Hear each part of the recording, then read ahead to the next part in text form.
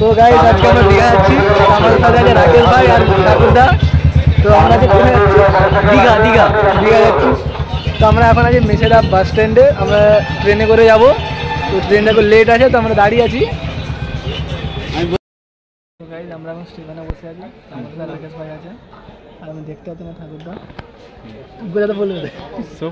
স্টেশনে আছি, তো এখন ট্রেনটা অনেকই লেট। আমরা ভেবেছিলাম টাইমে হয়ে যাবে, কিন্তু ট্রেনটা অনেকই লেট। আমরা ঢুকবো প্রায় কটার দিকে? তবু আমরা 12টা বেজে যাবে, 11টায় টাইমিং আছে, কিন্তু 12টা বেজে যাবে। ঠিক আছে, এই অবধি স্টপ। ভালো আছে বহু।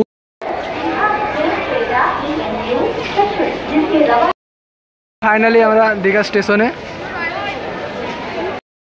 আমরা ফাইনালি দীঘা পৌঁছে গেছি অনেকক্ষণ পর।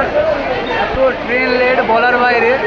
তো আমরা এখন যাচ্ছি হোটেলে, আমাদের হোটেলে গিয়ে পুরো ব্লগটা দেখবেন।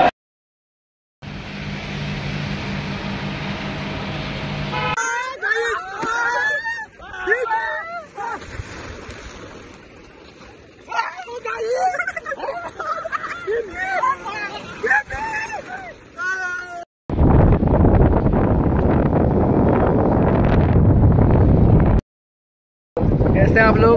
हम लोग आ चुके हैं अभी मोहाना में। तो अभी जस्ट आए हैं, तो हमारे साथ है राकेश भाई। हेलो बोलो। তো গাইস আমরা এখন মোহনাতে আছি। তো এখন মোহনায় এসে দেখি কি হয়। চুতিয়ামু করতে এসছি, এখন দেখছি। পুকুর में नामने जा रहे हैं। ये ऊपर से गाछ কোথায়? ভাই গাছ হাওয়ায় তো উড়লো।